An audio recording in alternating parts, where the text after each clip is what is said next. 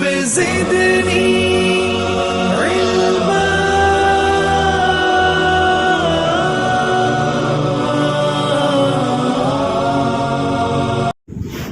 الحمد لله وحده والصلاة والسلام على من لا نبي بعده وعلى آله وأصحابه الذين أوفوا عهده أما بعد فأعوذ بالله من الشيطان الرجيم بسم الله الرحمن الرحيم ما يلفظ من قول إلا لديه رقيب عتيد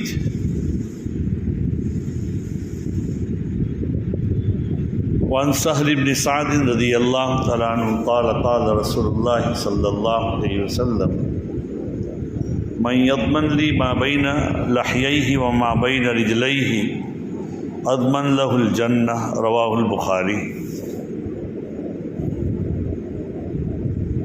عزیزان محترم، حق تعالی شانہ نے انسان کو جو بدن دیا ہے، یہ بھی گویا کہ اس کا ہر عضو قیمتی ہے اور بہت بڑی اللہ تعالیٰ کی ہر عضو میں بہت ساری نعمتیں رکھی گئی ہیں۔ ان اعضائے بدن کا جو نظام اللہ نے چلایا ہے، ہر ایک کا کام الگ، اس کے مطابق ہمیں کرنے کا حکم دیا گیا ہے۔ ہمارے پاس ہمارے پیر ہے، یہ اللہ کی امانت ہے۔ ہمارے پاس زبان ہے، یہ اللہ کی امانت ہے۔ ہمارا دماغ ہے، ہمارا ہاتھ پیر ہے، ہمارا قلب، گویا کہ ہر عضو اللہ کی امانت ہے۔ اور اللہ نے ہر ایک کو اپنی اطاعت اور کہاں کہاں استعمال کرنا ہے، کیسے استعمال کرنا ہے، اس کے سارے طریقے نبی اکرم صلی اللہ علیہ وسلم کے واسطے سے ہم تک پہنچا دیے ہیں۔ قرآن پاک میں بھی اللہ تعالیٰ نے کہہ دیا ہے، اور ہم جو کرتے ہیں اس کے اوپر اللہ تعالیٰ کی نگرانی ہے۔ ایسا نہیں کہ ہمیں چھوڑ دیا ایسے ہی۔ میں نے آپ کے سامنے آیت کریمہ تلاوت کی، جس میں آج جو کہنا چاہتا ہوں کہ ہمارے منہ میں یہ جو زبان کا بے ہڈی کا لوتھڑا ہے، بغیر ہڈی کا لوتھڑا ہے، یہ بہت بڑی قیمتی چیز ہے۔ زبان میں کبھی چھالے اس کے کنارے پر پڑ جائے تو ہمیں بولنے میں بھی تکلیف ہوتی، اور چھالے پڑ جائیں تو ہم بعض مرتبہ بول نہیں پا رہے، اور بہت بڑی اللہ کی نعمت ہے۔ اللہ نے قرآن پاک میں نے آپ کے سامنے جو آیت کریمہ تلاوت کی، اس میں اللہ تعالیٰ فرماتے ہیں انسان جو بھی لفظ بولتا ہے، ما یلفظ من قول الا لدیہ رقیب عتید، اس لفظ کے اوپر اللہ تعالیٰ فرماتے ہیں اس کے اوپر ہماری طرف سے ایک نگران تیار بیٹھا ہوا ہے۔ اللہ کی طرف سے فوراً لکھ دیا جاتا ہے۔ اسی لیے عربی میں کہاوت ہے جرمہ صغیر و جرمہ کبیر، کہ ہے یہ چھوٹی بہت، اس کا جثہ بہت کم ہے لیکن اس کا گناہ بہت بڑا ہو جاتا ہے بعض مرتبہ۔ ایک عربی شاعر کہتا ہے جراحات السنان لہا القیام ملتام مجترح اللسان، انسان کو کوئی مار دے، کوئی پتھر مار دے، تلوار کا گھاؤ کر دے، چھری کا گھاؤ ہو جائے، یہ تو بھر جاتے ہیں، لیکن بعض مرتبہ انسان جو زبان سے جو جملہ بولتا ہے اور زبان سے گرا ہوا جو گھاؤ ہوتا ہے، وہ کبھی بھرا ہمیشہ ہرا رہتا ہے، وہ بھرتا نہیں۔ اسی کو شاعر کہتا ہے کہ ہتھیاروں کے زخم تو وہ بھر سکتے ہیں، لیکن وہ زخم جو زبان سے لگے ہوئے ہیں وہ کبھی نہیں بھر سکتے۔ اسی لیے اپنی زبان کی آدمی کو چاہیے کہ حفاظت کرے۔ میں نے آپ کے سامنے حضرت سہل بن سعد رضی اللہ تعالیٰ عنہ کی بخاری شریف کی روایت تلاوت کی۔ اس میں اللہ کے رسول صلی اللہ علیہ وسلم فرماتے ہیں کہ جو آدمی من یضمن لی ما بین لحییہ، اس کے دو جبڑوں کے درمیان جو چیز ہے یعنی زبان، اور اس کے دو پیروں کے درمیان جو چیز ہے یعنی اس کی شرمگاہ، ان دونوں چیزوں کی حفاظت کریں اور اپنی وہ ذمہ داری لے لیتا ہے کہ میں اس کو صحیح طریقے سے استعمال کروں گا تو میں اس کے لیے جنت کی ذمہ داری لیتا ہوں۔ معمولی چیز نہیں۔ آدمی دو لفظ بولتا ہے، سامنے والا خوش ہو جاتا ہے۔ آدمی دو لفظ بولتا ہے، اس کی بنا پر آدمی ایمان میں داخل ہو جاتا ہے یا ایمان سے نکل سکتا ہے۔ ایک اجنبیہ عورت جو جس کے سامنے ہمیں دیکھنا بھی ممنوع تھا، اس کی طرف نظر اٹھا کر دیکھنا بھی ممنوع ہے، لیکن اگر گواہوں کی حاضری میں اگر ان کا نکاح ہو جائے اور وہ کہہ دے میں نے اس کو اپنے نکاح میں قبول کر لیا، تو وہی اس کی رفیقہ حیات اور جیون ساتھی بن جاتی ہے۔ اس کے سامنے دیکھنا، بیٹھنا، گھومنا اور میاں بیوی کی طرح رہنا، ہر چیزیں اس کے لیے حلال ہو جاتی ہے۔ یہ کیا دو جملے تو ہے، یہ زبان۔ اس لیے آدمی کو اپنی زبان کی حفاظت کرنی چاہیے۔ یہی دو جملے جو میاں بیوی کا ایک ہنستا کھیلتا ایک کنبہ چل رہا ہے، بچے بھی چھوٹے چھوٹے ہیں، اور آدمی بسا اوقات غضب کے مارے آدمی کچھ کا کچھ بول دیتا ہے اور ایسے الفاظ بول دیتا ہے کہ وہ اپنی رفیقہ حیات کو ہمیشہ ہمیشہ کے لیے گم کر دیتا ہے اور طلاق ہو جاتی ہے، 3 طلاق ہو جاتی ہے۔ مولانا میں تو بہت غصے میں تھا۔ اسی ہفتے میں ایک آدمی آیا تھا ہمارے پاس دارالفتہ میں، تو یہی کہہ رہا تھا کہ مولانا بہت غصے میں تھا اور میں نے فون پر طلاق دی ہے، کسی نے سنی نہیں، میں نے اکیلے نے سنی، اور میرا چچا قریب میں تھا، وہ یہ کہہ رہا تھا کہ بھائی تو ایسا کہہ رہا تھا کہ طلاق دے دوں گا، لیکن مولانا میں ایسا بولا ہوں کہ میں نے تجھے طلاق دے دی، تو طلاق ہوگی یا نہیں، میری نیت نہیں تھی۔ تو شریعت میں یہ ہے ثلاث جدہن جد وہزلہن جد، تو 3 چیزیں ایسی ہے جس کا مذاق بھی حقیقت ہے اور اس کی حقیقت بھی حقیقت۔ اس میں طلاق بھی اگر آدمی مذاق میں بھی بول دے تو اس کی بیوی کو طلاق ہو جائے گی۔ ہمارے حضرت مفتی یحییٰ صاحب نور اللہ مرکزہ، جن کے ساتھ ہم نے افتاء کا، جن کے پاس سبق پڑھے تھے، ان کے یہاں ایک آدمی آیا کہ حضرت میں نے اپنی بیوی کو جو طلاق دی ہے بہت غصے میں دی تھی۔ تو حضرت تو بڑے مذاقی بھی تھے، تو حضرت نے فرمایا کہ کیا کوئی آدمی اپنی بیوی کو منہ میں لقمہ دیتے ہوئے طلاق دیتا ہے؟ غصے میں تو طلاق دیتا ہے۔ اس لیے بھائی آدمی کو اللہ تعالیٰ نے 2 کان دیے ہیں اور ایک زبان دی ہے، اس لیے زبان 2 مرتبہ سنو، 1 مرتبہ کہو۔ آدمی ذرا سوچ سمجھ کر بولے، پہلے تولو اور پھر کیا ہے بولو۔ عقل مندوں کے بارے میں، داناؤں کے بارے میں کہا جاتا ہے کہ عقل مند آدمی پہلے سوچتا ہے، تولتا ہے، پھر بولتا ہے، اور جو بیوقوف ہوتا ہے بول کر پھر تولتا ہے، پہلے بولتا ہے پھر تولتا ہے۔ اس لیے آدمی کو چاہیے کہ جو بھی اپنی زبان سے آدمی زبان کا کلمہ نکالے وہ کیا ہے، سوچ سمجھ کر نکالے۔ ایک آدمی ایسا تھا جو 70 سال کا بوڑھا تھا، جس نے 70 سال تک اللہ اس کے رسول کی نافرمانی کی تھی، لیکن اس نے کلمہ توحید بول دیا، لا الہ الا اللہ محمد الرسول اللہ، تو الاسلام یہدم ما کان قبلہ، اسلام لانے سے پہلے یہ وہ 70 سال کے جو گناہ تھے وہ سب کے سب معاف ہو جاتے، سارے کے سارے گناہ معاف ہو جائیں گے اس میں۔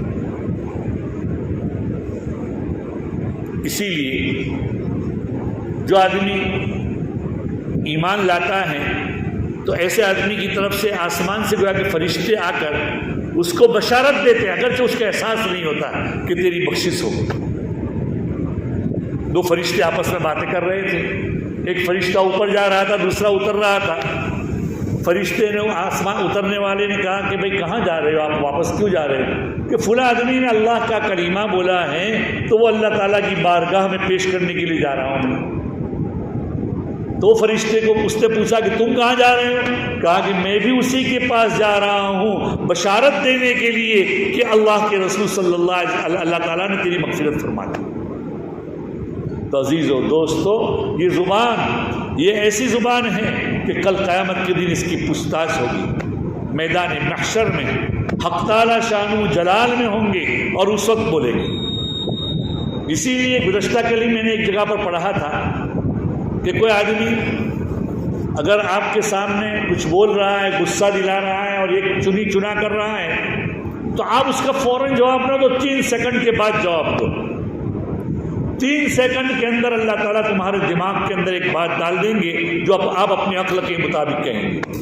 ورنہ آدمی کیا غصے میں جو بول رہا ہے، آدمی سوچتا نہیں کہ کیا میں بول رہا ہوں۔ اسی لیے کسی آدمی کے اخلاق کا جائزہ لینا چاہیے تو ایسا نہیں کہ وہ بہت دیندار ہے، نمازیں لمبی لمبی پڑھتا ہے، 5 وقتہ نماز کا پابند ہے، چنی ہے چنا ہے، ساتھ ہی ساتھ جا دیکھو کہ غصے کی حالت میں اس کا دماغ کیسا رہتا ہے، وہ کچھ کا کچھ بول لیتا ہے کہ نہیں۔ اس لیے آدمی کو چاہیے کہ اپنی زبان کی حفاظت کرے، اور ہر ایک کو کل قیامت کے دن زبان کے بارے میں پوچھا جائے گا کہ تم نے یہ کیوں بولا۔ ہم لوگ معمولی باتوں میں زبان سے ایسے کلمے بول دیتے ہیں کہ ایمان سے بھی بعض مرتبہ نکل جاتے ہیں۔ جیسے کہ ایک آدمی، مثال کے طور پر میں آپ کو کہوں کہ ایک آدمی کو پوچھا کہ بھئی کیسی چل رہی ہے، تو اس نے کہا یار باتیں چھوڑو، کچھ کہنے جیسا نہیں ہے، کہو تو صحیح کیا ہو، کیسا چل رہا ہے۔ کہ اللہ میاں کو میں نظر آتا ہوں کہ میرے اوپر سارے حالات آتے ہیں۔ یہ جملے آدمی کو کفر تک پہنچا سکتے ہیں۔ ارے اللہ نے تجھے صحیح البدن دیا ہے، دیکھ لو کہ کسی کی آنکھ اگر پھٹ جائے، کسی کی انگلی کٹ جائے تو وہ فوراً یہ سوچتا ہے کہ چاہے کتنی بھی خرچ ہو جائے لیکن میں اپنی انگلی کا آپریشن کرا کر جیسی تھی ویسی کرا دوں۔ یہ اللہ کی نعمت ہے کہ نہیں؟ ورنہ اللہ چاہتا تو یہ انگلی آدمی کو سلب کر لیتا، اللہ چاہتا تو دماغ معاف کر کے پیدا کرتا، اللہ چاہتا تو یہ آنکھوں کی جو ہماری بھویں ہیں وہ بھویں کتنی ہماری حفاظت کرتے ہیں، تھوڑی تھوڑی دیر میں ایسے ہلتی ہیں اور ہماری آنکھوں کے اندر کی صفائی ہوتی ہے۔ یہ اگر آنکھوں کی پلکیں نہ ہو تو یہاں اتنا کچرا جم جائے، آج کی سائنس کہتی ہے کہ آدمی کے لیے اس کی صفائی کا آدمی کے بس میں نہیں۔ یہ دانت کی تکلیف دیکھو، معمولی تکلیف دانت ہم دیتے ہیں ہمارے مانگے بغیر، لیکن کتنے لوگ دانت کے لیے کتنے بیٹھے رہتے ہیں، 1 گھنٹے 2 گھنٹے ڈینٹسٹ کے یہاں بیٹھے رہتے ہیں، ایسے بیٹھے رہتے ہیں۔ یہ اللہ کی ہمیں نعمت ہے، ان نعمتوں کی ادائیگی کرنی چاہیے اور زبان کی ہمیشہ حفاظت کریں۔ عبداللہ ابن مبارک نے ایک واقعہ لکھا ہے اپنے زمانے کا کہ میں حج سے واپس آ رہا تھا، جنگل و بیابان سے گزر رہا تھا اور ایک جگہ پر ایک سواری پر ایک عورت ملی، وہ اپنے قافلے سے الگ ہو گئی تھی۔ پہلے زمانے میں تو قافلے کیسے ہوتے تھے، سفر میں ایسے ہی چلتے تھے۔ وہ عورت بھی حج سے گویا کہ آ رہی ہوگی، لیکن وہ کسی کام سے، پہلے زمانے میں کسی وجہ سے قافلے سے کبھی الگ بھی ہو جاتے تھے آدمی، اپنی ضروریات سے فارغ ہونے گئے یا کسی کام کے گئے اور اتنے میں قافلہ نکل گیا، اگر کہے بغیر نکل جائے تو وہ قافلے سے الگ ہو گئی اور اس کو جانا تھا، لیکن وہ جنگل میں کیا ہے اپنا راستہ بھول گئی۔ عبداللہ بن مبارک رحمۃ اللہ علیہ فرماتے ہیں کہ میں اس کے پاس پہنچا، میں نے اس کو سلام کیا تو اس نے جواب دیا سلام قولا من رب الرحیم. یہ جواب دیا. میں نے سمجھ گیا کہ اس نے مجھے جواب دیا. میں نے اسے پوچھا، سوال کیا کہ کہاں سے آ رہی ہو؟ تو اس نے کہا کہ وَأَتِمُّ الْحَجَّ وَالْعُمْرَةَ لِلَّهِ، جس کا مطلب یہ ہے کہ تم حج اور عمرہ اللہ کے لیے پورا کرو. تو میں سمجھ گیا کہ یہ حج سے آ رہی ہے، گھر لوٹ رہی ہے. یہاں کیسے تم پہنچی؟ یہ پوچھا عبداللہ بن مبارک نے. تو فرمایا من یضلل اللہ فلا ہادی لہ، جس کو اللہ گمراہ کرے اس کا کوئی رہنما نہیں ہوتا. گویا کہ وہ بتلانا یہ چاہتی ہے کہ میں گم ہو گئی ہوں، میں اپنا راستہ بھول گئی ہوں. تو میں نے اس کو پوچھا کہاں جانا ہے؟ تو وہ یہ کہنا چاہتی تھی کہ میں شہر میں قریب میں جانا چاہتی ہوں. تو اس نے جواب دیا قرآن پاک سے، یہ جو بھی پڑھ رہا ہوں یہ قرآن کریم کی آیات ہی ہے. اس نے قرآن کریم سے ہی جواب دیا ادخلوا مصر انشاءاللہ آمنین. میں سمجھ گیا کہ قریبی شہر میں اس کو جانا ہے. اس کے بعد میں جا رہا تھا راستے میں، تو میں عبداللہ بن مبارک کہہ رہے ہیں کہ میں کچھ اشعار گا رہا تھا عربی کے. وہ پیچھے پیچھے آ رہی تھی، میں آگے آگے جا رہا تھا. بہت بڑے اللہ والے تھے عبداللہ بن مبارک، بڑے محدث بھی گزرے ہیں وہ. تو میں جا رہا تھا، میں کچھ عربی کے اشعار گا رہا تھا. تو اس نے فوراً مجھے ٹوکا اور کہا فقرؤوا ما تیسر من القرآن، اگر پڑھنا ہے تو قرآن ہی پڑھو، اشعار کیوں پڑھتے ہو؟ قرآن پڑھو. قرآن کی آیت سے ہی گویا کہ اس نے مجھے یہ کہا. پھر اس کے بعد ہم آگے گئے. پھر میں نے پوچھا کہ بھئی تمہارا خاندان کیا ہے، تم کون ہوئے، اس طریقے کے میں نے سوالات کیے. تو اس نے کہہ دیا، قرآن پاک کی آیت سے جواب دے دیا لا تسألوا عن اشیاء، بہت سی چیزیں نہ پوچھو، ان تبد لکم تسؤکم، اگر تمہارے سامنے وہ آ جائے کہ تمہیں بری بھی لگ سکتی ہے. اس لیے ہر چیز نہیں پوچھی جاتی. میں سمجھ گیا کہ بتلانا نہیں چاہتی. پھر میں نے اس کو پوچھا، قرآن پاک سے ہی جواب دے رہی ہے سب ہر چیز کا. میں نے اس کو پوچھا کہ تجھے جانا کہاں ہے، تیرے کس کے پاس جانا ہے؟ تو اس نے کہا المال والبنون زینۃ الحیات الدنیا. تو میں سمجھ گیا کہ اس کے بیٹوں کے پاس جانا ہے. میں نے پوچھا کہ تیرے بیٹوں کا نام کیا ہے؟ تو اس نے کہا قرآن پاک کی آیت سے ہی نام ہے ابراہیم و اسماعیل و اسحاق. گویا کہ میں سمجھ گیا کہ اس کے 3 بیٹے ہیں. اور اس زمانے میں ایسے ہوتے تھے قافلے جو حج کے ہوتے، شہر میں جا کر ایک جگہ، جیسے ہمارے یہاں حج ہاؤس ہوتا ہے، ایسے قافلے ایک جگہ ٹھہرتے ہوں گے. تو کہتے ہیں عبداللہ بن مبارک میں شہر میں داخل ہوا.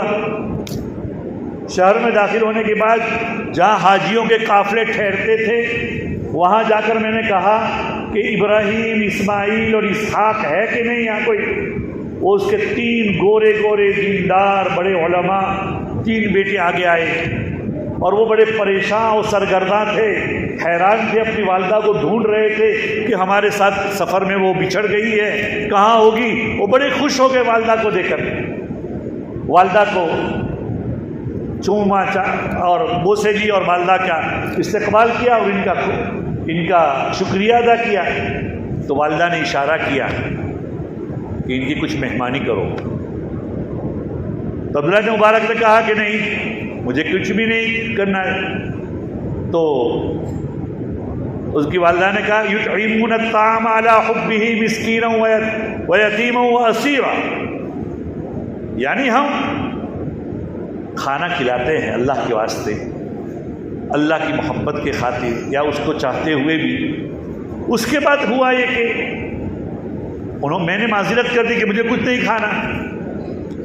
تو کہا کہ انما نطعمکم لوجہ اللہ لا نرید منکم جزاء ولا شکورا، ہم تمہیں کھلاتے ہیں اللہ کے لیے، لا نرید منکم جزاء ولا شکورا، نہ تم سے کوئی بدلہ نہ تو کوئی شکریہ وغیرہ چاہتے ہیں. میں تو ان کے پاس تھوڑا بہت پھل بل کھایا، ان کے بیٹوں نے میرے سامنے پیش کیا، پھر میں نے ان کے بیٹوں کو پوچھا کہ یہ تیری والدہ کا کیا معاملہ ہے، کہ جو بھی میں نے اس کو پوچھا ہے اس نے قرآن پاک سے جواب دیا ہے۔ تو بیٹوں نے کہا کہ میری والدہ قرآن پاک کی حافظہ ہے، بڑی محدثہ ہے، حدیث کی جاننے والی ہے، لیکن اللہ کا خوف اتنا اس کے اوپر طاری ہے کہ 20 سال سے کسی سے بھی بات کی ہے تو قرآن پاک کی آیت کریمہ سے بات کی ہے، اس کے علاوہ بولی ہی نہیں ہے۔ وہ کہتی ہے کہ کل قیامت کے دن مجھے اللہ کے سامنے کھڑا ہونا ہے، تو میں کیسے اپنی زبان سے نکلے ہوئے کلمات کا میں اللہ کے سامنے جواب دے دوں گا، جب اللہ میاں بڑے جلال میں ہوں گے اور اللہ میاں پوچھیں گے یہ کیوں بولا تھا۔ آج ہم اپنی مجلسوں کو دوسروں کو، اللہ کے رسول صلی اللہ علیہ وسلم فرماتے ہیں بڑا بد نصیب ہے وہ آدمی، اس قسم کے الفاظ ہیں کہ جو دوسروں کو ہنسانے کے لیے اپنی آخرت کو برباد کر رہا ہے۔ ہم مجلسوں میں بیٹھتے ہیں دوسروں کو خوش کرنے کے لیے کچھ کا کچھ بول دیتے ہیں، کسی کی غیبت کر لی، کسی کی وہ بعض مرتبہ لوگ کیا کہتے ہیں، ارے میں جو حقیقت ہے وہی بیان کرتا ہوں۔ ارے بھائی جس آدمی کی تو غیبت کر رہا ہے تو وہ حقیقت ہی ہے، اگر تو حقیقت ہے تبھی تو وہ غیبت ہے۔ اللہ کے رسول صلی اللہ علیہ وسلم نے فرمایا، لیکن اگر وہ اس میں وہ عیب نہ پایا جائے تو وہ تو بہتان ہے، اور بہتان کا گناہ اس سے بھی زیادہ ہے۔ اس لیے دوسرے کی دنیا کے خاطر یا دوسرے کی وجہ سے خوش کرنے کے لیے اپنی آخرت کو بدلاؤ۔ اور دیکھو الصدق ینجی والکذب یہلک، سچ بولنے میں بڑے فائدے ہیں۔ کل قیامت کے دن حضرت عیسیٰ علیہ نبینا علیہ الصلوۃ والسلام کے سامنے نصارہ کا حساب ہوگا، اور جو نصارہ حضرت عیسیٰ کو اور حضرت مریم کو اللہ مانتے ہیں تو اللہ تعالیٰ ان کو پوچھیں گے کہ بھائی تم نے عیسیٰ کو نبی ماننے کی بجائے اللہ کیوں مانا، تم نے مریم کو اللہ کیوں مانا وغیرہ، تو کہیں گے کہ ہمیں تو عیسیٰ علیہ السلام نے کہا تھا۔ قرآن پاک نے اسی کی نقشہ کھینچا ہے، اذ قال اللہ یا عیسی ابن مریم، جب اللہ تعالیٰ عیسیٰ ابن مریم سے پوچھیں گے اانت قلت للناس اتخذونی وامی الہین من دون اللہ، کہ تو نے لوگوں سے کہا تھا نصارہ کو کہ مجھے اور میری والدہ کی عبادت کرو اللہ کے علاوہ، اللہ کے ساتھ، اللہ کو چھوڑ کر۔ روایت سے معلوم ہوتا ہے کہ تفاسیر سے معلوم ہوتا ہے کہ حضرت عیسیٰ علیہ السلام کے جواب دیتے ہوئے پسینہ چھوٹ جائے گا، اور جو بال ہیں بالوں میں بجائے پانی کے خون نکلنے پڑیں گے، اور حضرت خون نکلے گا اور کہے گا سبحانک ما یکون لی ان اقول ما لیس لی بحق، میں اللہ کی پاکیزگی بیان کرتا ہوں، اللہ تعالیٰ اس سے پاک ہے، مجھے یہ سزاوار نہیں ہے کہ جو حق نہیں ہے میں بولوں۔ اس طریقے حضرت عیسیٰ علیہ السلام اپنی برات کا اظہار کریں گے۔ ایک روایت میرے سامنے گزری، اس کے اندر بھی تقریباً حضرت عیسیٰ کے ہر بال کے ساتھ فرشتے لٹک جائیں گے اور حضرت عیسیٰ جھک جائیں گے۔ 1000 سال کے بعد اللہ میاں ان کو بری کرے گا اور اس کے بعد نصارہ کو جہنم میں پھینک دے گا۔ یہ زبان کی حفاظت، اور زبان سے آدمی سچ بولتا ہے تو کیا ہے، آج دوسروں کی ہدایت کا ذریعہ بن جاتا ہے۔ انگریز کا زمانہ چل رہا ہے، حضرت جی مولانا یوسف صاحب اور مولانا انعام الحسن صاحب، مولانا اور الیاس صاحب کا جو وطن ہے کاندھلا، حضرت شیخ رحمۃ اللہ علیہ کا وطن ہے کاندھلا، وہاں ایک زمین کے بارے میں اختلاف ہو گیا۔ مسلمان کہہ رہے تھے کہ یہ زمین ہماری ہے، غیر کہہ رہے تھے کہ یہ زمین ہماری ہے، اور یہ اس کا مقدمہ انگریز کے پاس گیا، انگریز کی حکومت تھی، ہر ایک کہہ رہا ہے میری ہے، اور واقعہ یہ تھا کہ اگر کسی کے بھی حق میں فیصلہ کر دیا جاتا تو فساد ہو جاتا۔ انگریز بھی حیران و پریشان کہ کیا کیا جائے، کوئی ماننے کے لیے تیار نہیں۔ اب انگریز نے ایک مدت گرا دی اور ہندوؤں سے پوچھا کہ کیا تم کسی کی بات مانتے ہو؟ مسلمانوں سے بھی پوچھا، ان کو ہی پوچھا، تو جو غیر تھے انہوں میں سے ان کے سرداروں نے کہا کہ یہاں ایک مسلمان ہے اللہ والے، وہ اگر کہہ دیں کہ یہ زمین مسلمانوں کی ہے ہم مسلمانوں کو دے دیں گے، اور اگر وہ کہہ دے ہماری ہے تو ہم لے لیں گے۔ پھر اس میں زدہ زد ہوئی، مسلمان کہہ رہے تھے کہ ہم یہاں مسجد بنائیں گے، غیر کہہ رہے تھے کہ ہم یہاں مندر بنائیں گے۔ یہ ان کے ضد پر اتر آئے دونوں۔ انگریزوں کے پاس یہ مقدمہ چل رہا ہے، انگریز جج کے پاس، ہندو بھی کہہ رہے ہیں غیر کہ یہ زمین اگر فلاں مسلمان کہہ دے کہ مسلمانوں کی ہے تو ہم ان کو دے دیں گے، اور اگر وہ کہے ہندوؤں کی ہے تو ہم ان کو دے دیں گے۔ اس زمانے کے اللہ والے تھے حضرت مولانا مفتی مظفر حسین کاندھلوی نور اللہ مرقدہ، وہ اللہ والے تھے بڑے، ان کو بلایا گیا، ان کا نام لیا انہوں نے کہ یہ آدمی ہے، بڑے اللہ والے تھے۔ ان کو جج نے پوچھا، مسلمان بڑے خوش تھے کہ یہ تو ہمارے حق میں ہی گواہی دیں گے، اور غیروں کو اطمینان تھا کہ یہ آدمی سچ کے علاوہ کچھ بولتا نہیں ہے۔ حضرت مفتی مظفر حسین صاحب نور اللہ مرقدہ تشریف لائے، اور تشریف لانے کے بعد ان کو گواہی کے لیے انگریز جج نے پوچھا کہ ہاں بھائی یہ زمین کس کی ہے؟ حضرت مفتی مظفر حسین صاحب رحمۃ اللہ علیہ نے جواب دیا، یہ زمین ہمارے برادران وطن ہندوؤں کی ہے، ہماری نہیں۔ انگریز جج نے فیصلہ کر دیا کہ آج اسلام جیت گیا، مسلمان ہار گئے۔ کیا فیصلہ کیا؟ اسلام جیت گیا، مسلمان ہار گئے۔ ہوا یہ کہ ان تمام نے کہا کہ آج ہمارے سامنے اسلام کی حقانیت واضح ہو گئی، اور وہ جتنے بھی غیر تھے تمام کے تمام نے کلمہ توحید پڑھ لیا، اور انہوں نے کہا کہ ہم یہاں مسجد بنائیں گے نہ کہ تم۔ یہ بات ہے، سچ کی بنا پر سچ دوسروں کی بھی ہدایت کا ذریعہ بنتا ہے، تو آدمی کو چاہیے کہ اپنی زبان کی حفاظت فرمائے۔ اللہ تعالی ہمیں اپنی زبانوں کی حفاظت کرنے کی، صحیح بولنے کی کیا ہے یہ کرے، توفیق نصیب فرمائے۔ بعض مرتبہ ظاہر میں ہمیں نقصان لگتا ہے، لیکن اس کی برکت سے صدیوں تک اس کی برکتیں نظر آ رہی ہے، نظر آئے گی، نظر آتی ہے۔ اللہ تعالی ہمیں توفیق نصیب فرمائے۔ وآخر دعوانا ان الحمد للہ رب العالمین۔